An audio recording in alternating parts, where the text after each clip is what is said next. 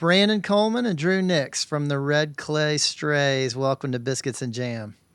Howdy doody. Great to see you guys. Thanks for having us. Where am I reaching y'all right now? We're in Spokane, Louisiana. Spokane, Washington. We're not in Louisiana. Spokane, Louisiana, baby. I haven't heard of Spokane, Louisiana before. Well, it's great to have y'all here. I'm a big fan. I've been following y'all for a while, and I love your music and love seeing what you're doing. And it's an exciting time to be the Red Clay Strays. Yeah, it's been a lot of work the past 9 months or so. Or 7 years or so. Well, so listen, y'all are from Mobile, Alabama, which is right down I-65 from Birmingham, which is where I am. Brandon, tell me a little bit about the house and the neighborhood where you grew up down there. I didn't grow up in a neighborhood. I grew up on my grandfather's property. It's somewhere between 30 or 40 acres or so. And over in a place called Turnerville, Alabama. And that was our neighborhood, essentially. Me and my brothers and cousins running around in the woods all the time like a bunch of little redneck kids that we were.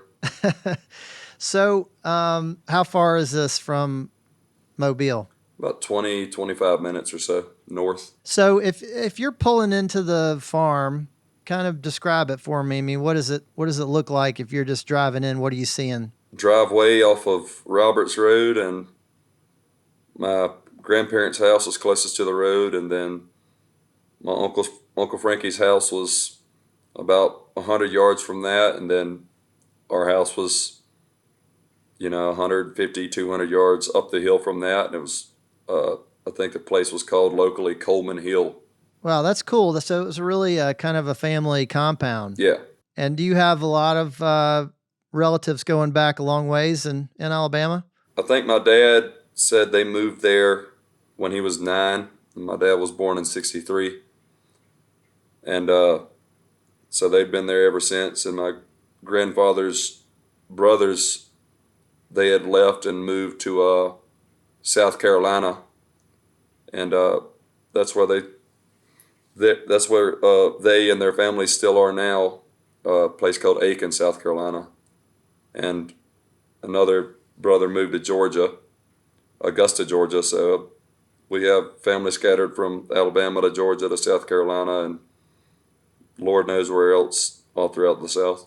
And Drew, what about you? Tell me a little bit about where you grew up. I grew up in Birmingham, actually, Helena area. If you know where Oak Park is and where the Cherokee Beach sign is, it's like a big brown sign on Shadescrest Road. Yeah, sure. Take a right down that, then you take another right in that neighborhood. And I used to live grew up there, and then I've lived in Vestavia and Hoover. Just moved around with my mom wherever she would move around town, and now I live in Mobile. So. And tell me how y'all got to know each other. I met Drew through a mutual friend when I was a senior in high school. Me and this gentleman had started a band. It was just the two of us, and he was like, I got a guy who is kind of down on his luck right now,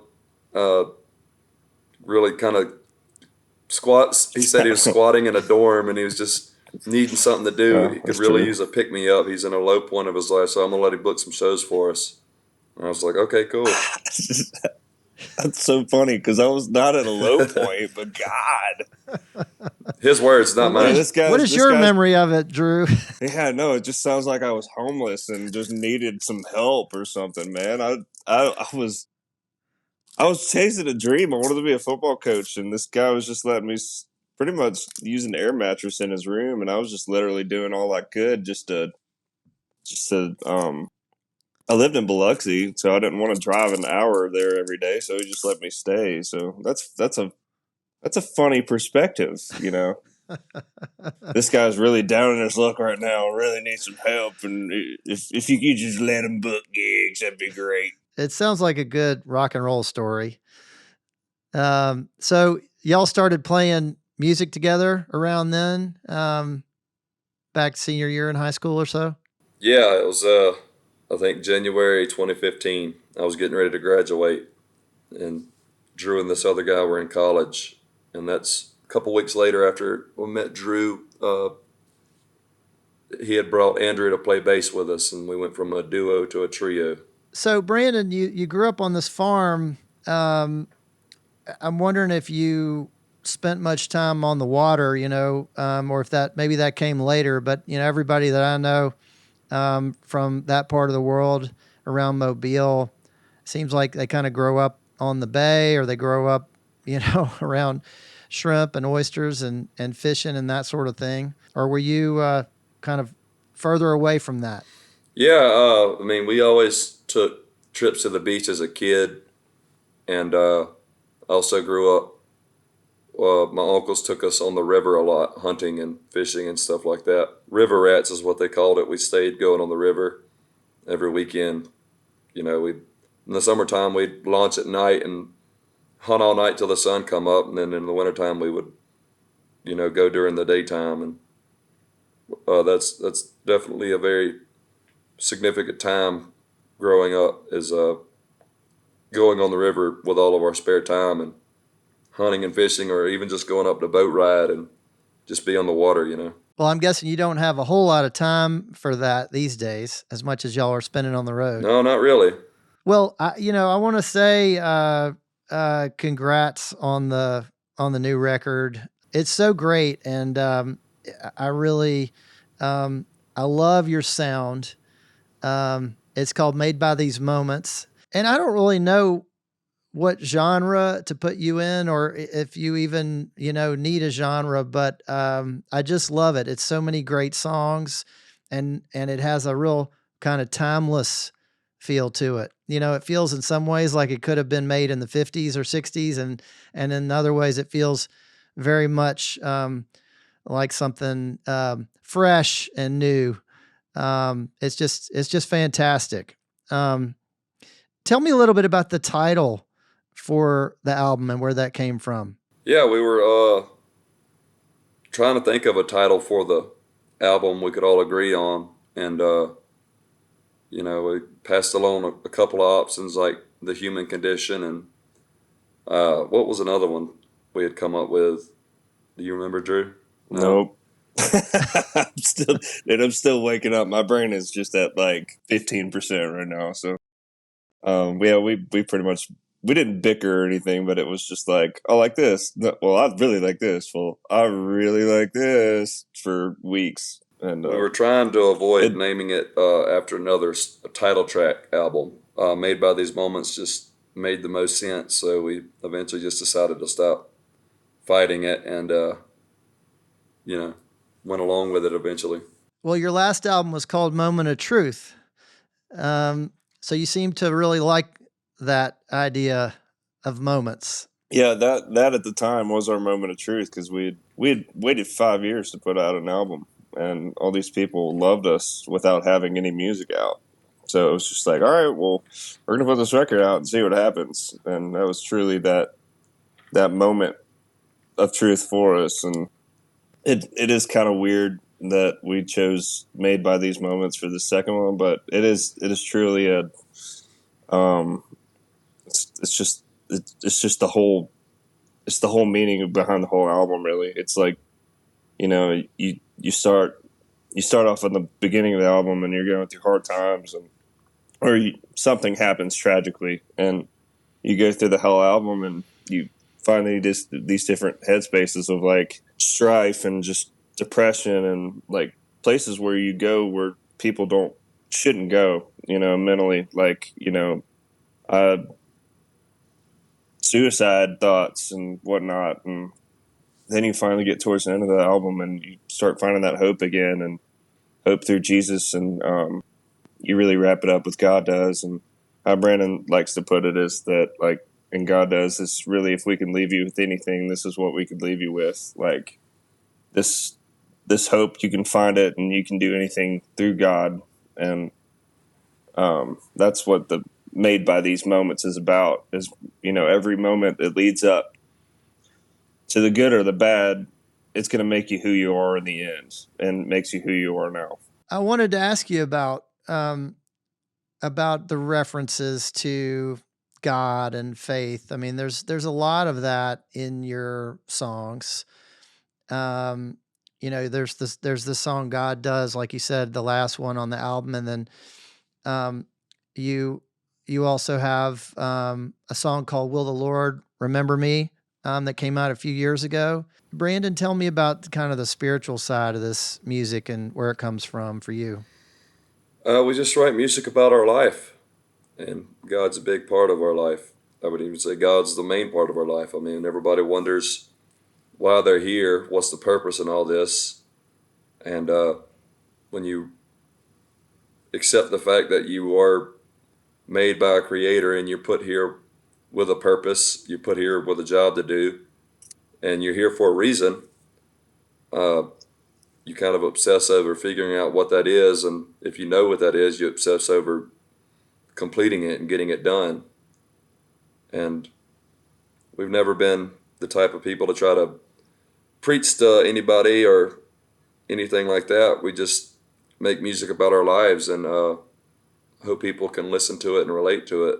And if they do, then that's great. And if they don't, then that's cool too, you know. Is this something that the two of you connected with early on? I mean, did you kind of have conversations as you're starting to get to know each other and starting to play music together um, about the kind of spiritual side of the equation, or did that come later? I'd say so. I mean, we both, we both were pretty open about it, as soon as we met one another. And so it's one of the things we hit it off with each other, I guess. It's been like just all the success and stuff like that. It's just been too evident not to point out that God's been there all along. So we talk about it a lot. I mean, every night I fall asleep, I usually fall asleep saying "Thank you, God," over and over until I until I am asleep. So it's great, and yeah, we have that in common because it's inevitable, you know.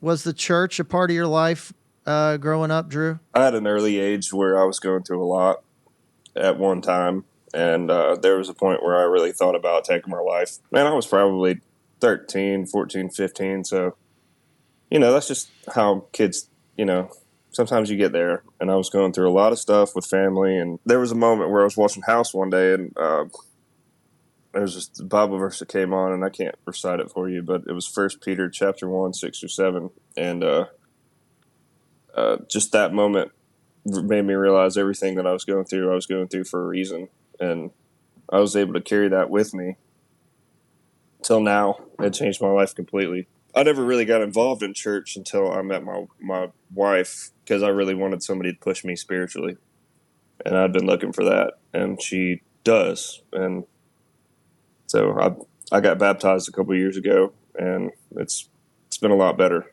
just staying involved in the Word and going to church every chance I can. That's good. And what about you, Brandon? You grew up on this kind of family farm.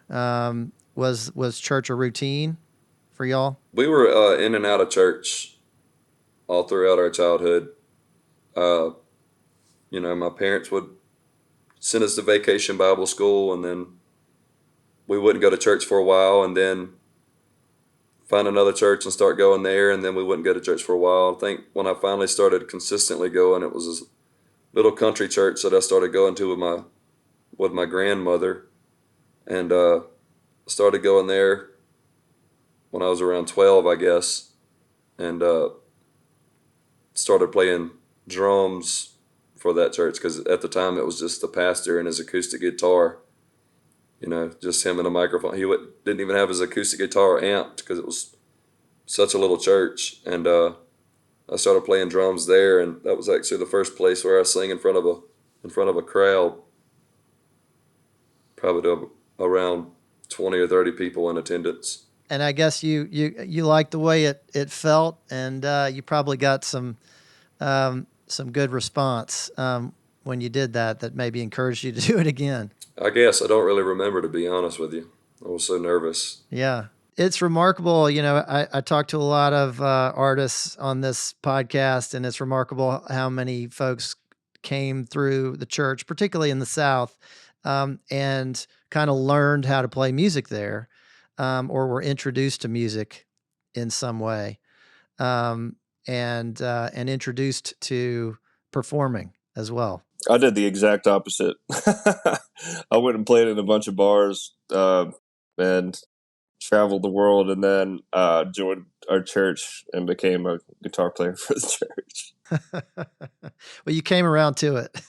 Yeah, I love it, man. It's my favorite way to worship. Well, listen, y'all, this is a, Southern Living podcast, so we got to talk about food for a second. And I'm curious, Brandon, I'll start with you.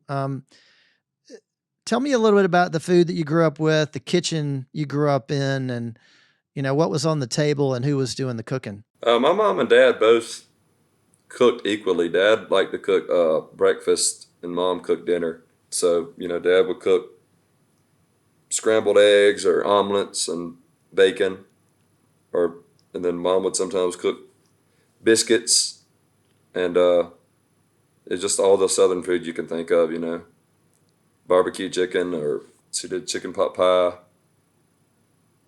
And then I'd go down and I'd have breakfast or dinner at my grandparents'. They were right down the hill.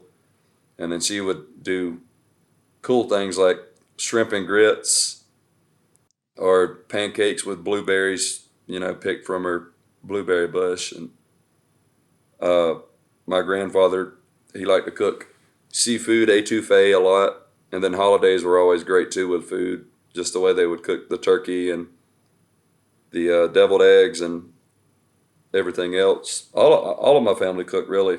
That's the family get-togethers we would have. They would always have some type of a huge grill or a huge pot boiling seafood, or cooking quail, cooking deer meat, cooking hogs that they had shot and killed. It was so yeah.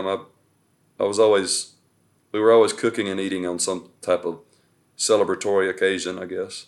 Is this your grandparents on your mom's side or your dad's side?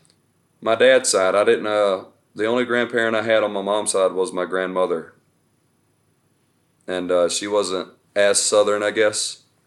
She was Southern, but she just, a little more on the broken side, I guess. She didn't really cook as much or anything like that. But your dad's parents, it sounds like they like to entertain and like to have people over, and especially like to have the grandkids over. Yep, they loved having get-togethers. Everybody went to their house for the holidays. And Drew, what about you? My dad made some bean spaghetti. My mom, she used to make these things in a pan that were thinly sliced potatoes. We were very broke. She would just make these thinly sliced potatoes and put them in some oil. And my God, they were the greatest thing ever. But a lot of ramen noodles. Let's see. My dad made a pretty good steak, some burgers. Yeah, not a whole lot growing up, man. But my dad can cook. I will tell you that. He can pick just about anything he wants and cooks it. He's good at it. My mom, she does her best.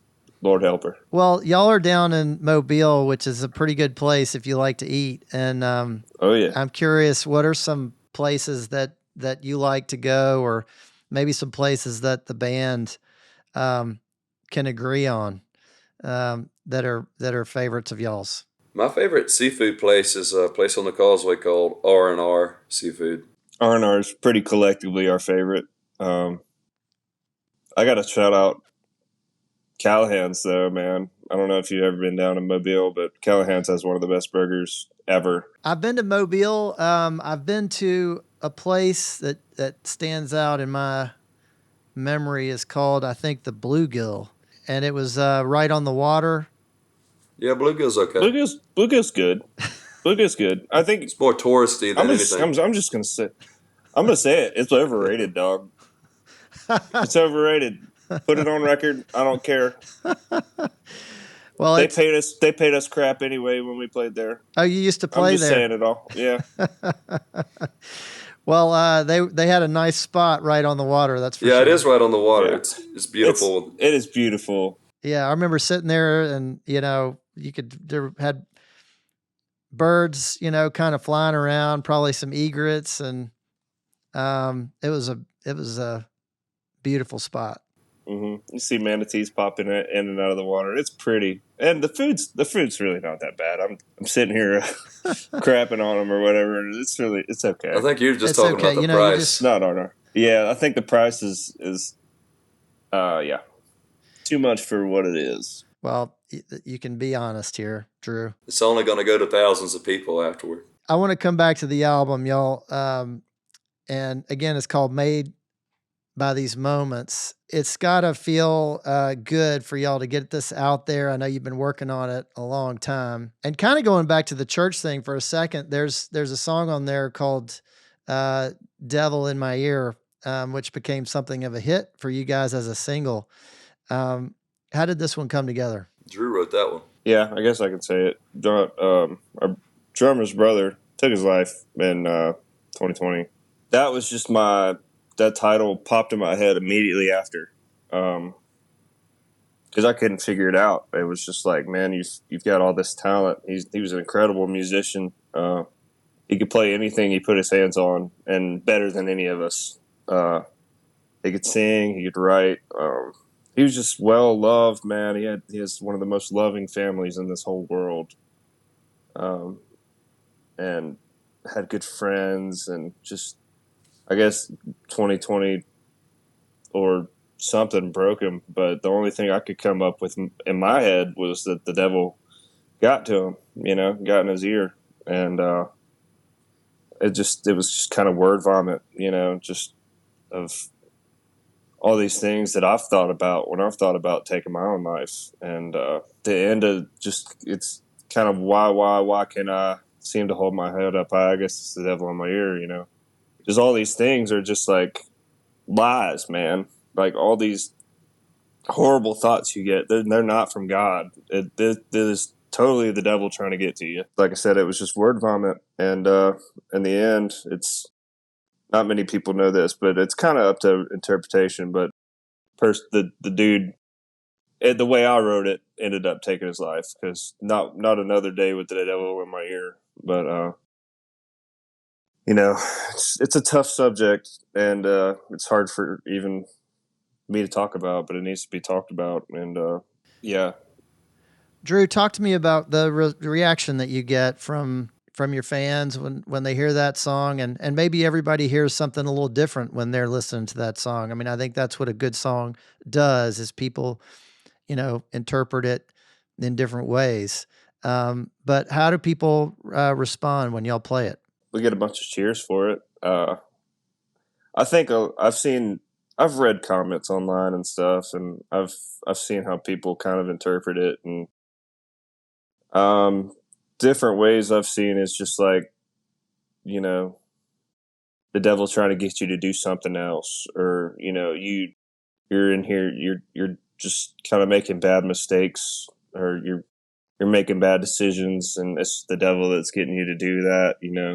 It can relate in a lot of ways, and I see that for sure. I don't really know how they're interpreting it out there. I just know it was therapeutic to me, and that's how I write. It sounded like something that you needed to say and that you had to put down at a certain moment. Yeah. There's another song on this album that I love called No One Else Like Me, and I hear a lot of influences in there. But it also sounds like the point of the song is that y'all want to sound like the Red Clay Strays. You want to sound like yourselves.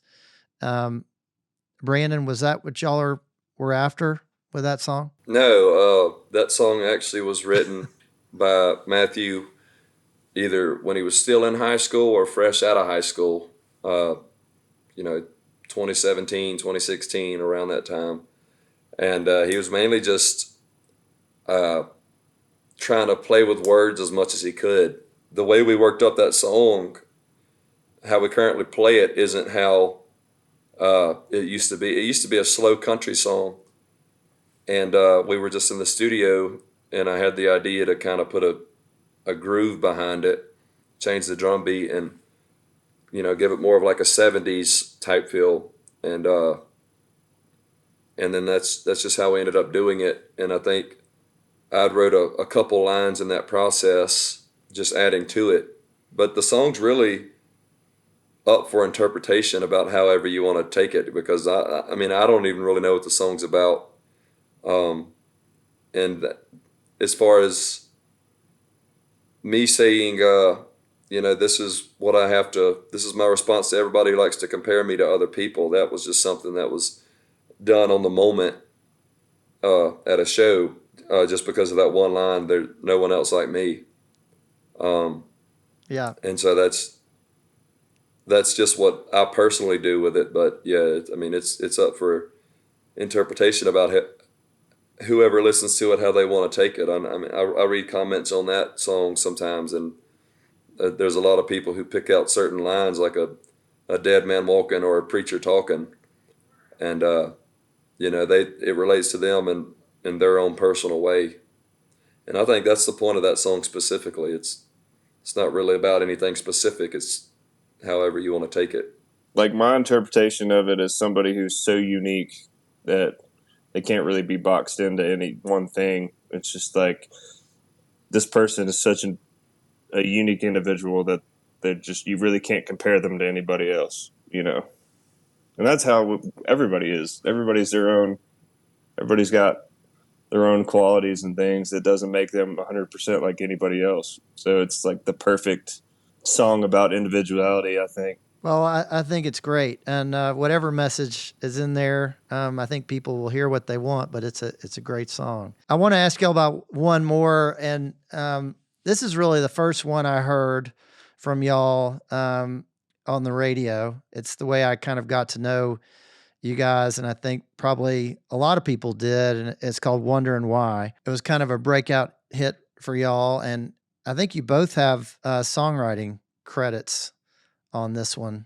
Tell me a little bit about how that one came together. We were writing with a man named Dan Couch in Nashville in 2019, and at the time we were still playing the bar shows and doing 4-hour shows and getting paid like $120 a man, and struggling to make ends meet, trying to keep bills paid, and going out on the road and going broke, going in debt, and not being providers, so to say. We were just sitting around trying to come up with something to write about, and just got on that subject, about how the women in our lives get the short end of the stick on all this, really, because they're having to put up with this crazy dream of ours, and they keep on loving us, and we're just wondering why. Like, what's in it for you? Why are you sticking around? And that's kind of what led to that song. Brandon, you got married not all that long ago. Yeah, it sounds like it could be a tribute there to your wife, perhaps. I'm not even much of a songwriter myself. I just kind of sit in the room and I kind of sit in the room, and somebody put it as when people get too far, when they get too far in the hole, in the rabbit hole, I'm up there to pull them out. Like, what about this one word? And everybody's like, oh yeah, that's it. That's what we were trying to think of. So that's songwriting, buddy. I'm sorry. I'm usually there for moral support. I think I come up with like the private school line, if I remember correctly. I can't even remember, honestly.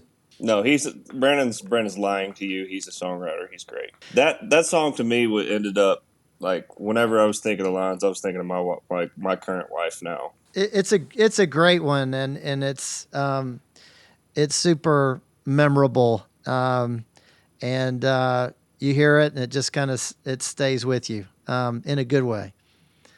And I'm sure that y'all get great feedback on it when you play it. There's probably a lot of people that still are waiting to hear that one. Yeah. Yeah, annoyingly so. Yeah, every night, right? Well, do y'all, wondering why? Do y'all have a favorite song to play live right now that you really are enjoying kind of at this moment? Not really for me. I love playing our shows, I'm not really a fan of the festivals where we go on and we have a strict time frame and we have to play an hour and get off the stage, and that's just not really my cup of tea. I like getting there with our fans and having the stage for as long as we want, and just being able to, spend the night. It's like hanging out with family or something. Just get to spend the night with your fans and play the music. And really, that's my favorite song, is the songs that the fans are loving and receiving something from, singing along with, or whatever else they may be doing.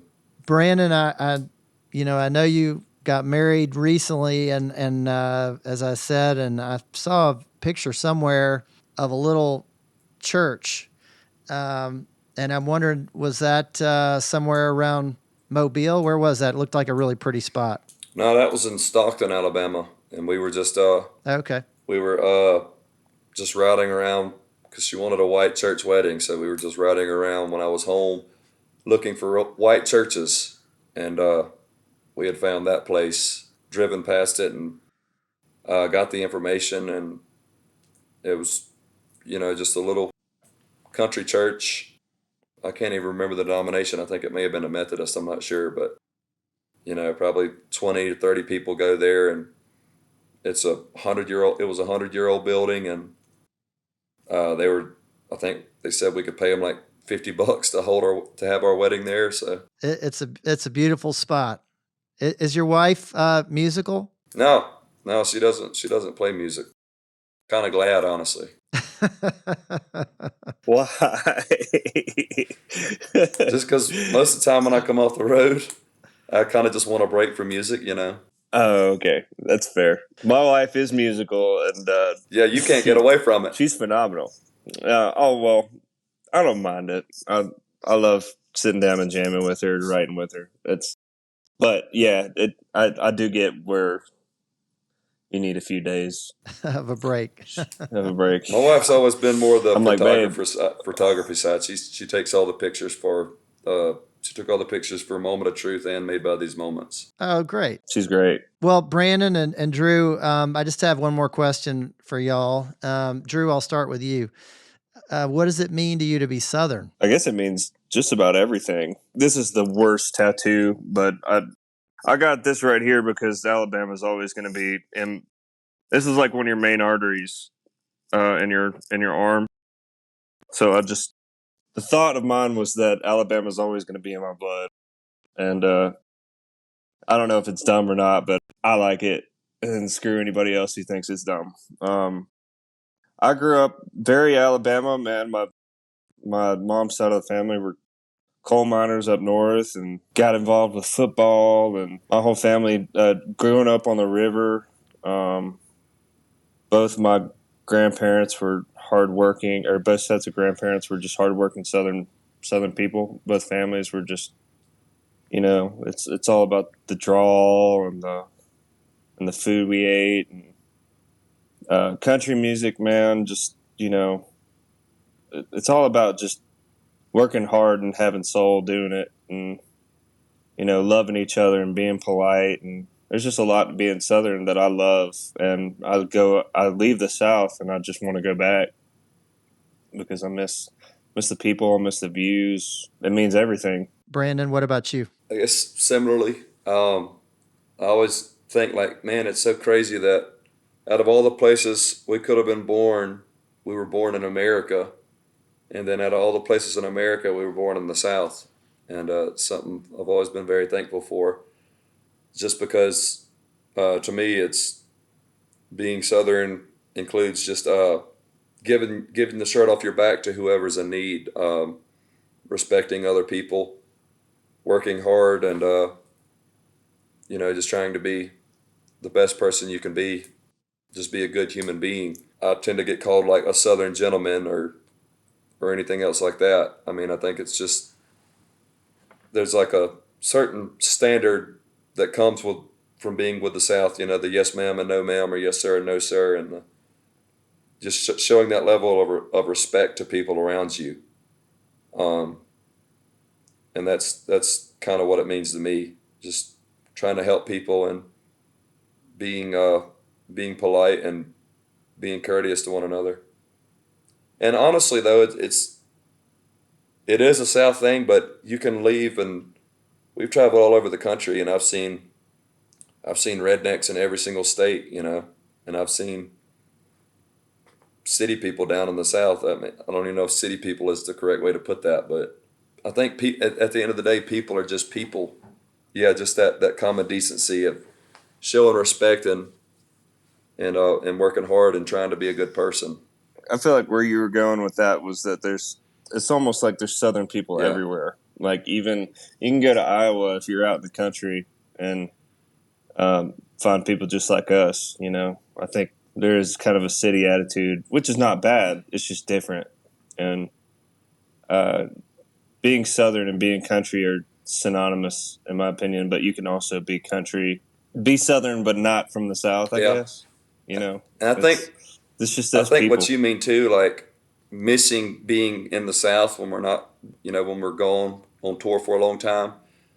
When you go to places like New York or Los Angeles or these big cities, it's like